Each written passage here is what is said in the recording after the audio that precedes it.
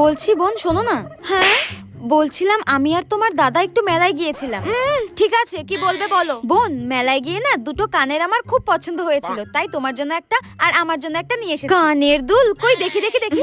এই দেখো, এই নাও। ওয়াও কি সুন্দর।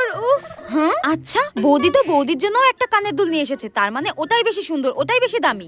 কি করি দেখি বৌদি তোমার কানের দুলটা দেখাও। আমার কানেরটা দেখবে? ঠিক আছে দাঁড়াও দেখাচ্ছি।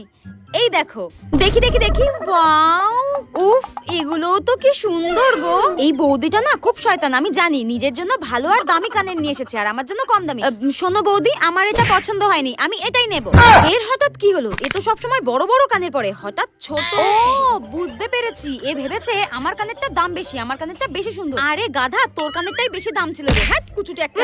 খুব ভেবেছিল আমাকে কম দামি জিনিসটা দিয়ে দেবে। আমি অত বোকা নাকি? আমিও খুব চালাক।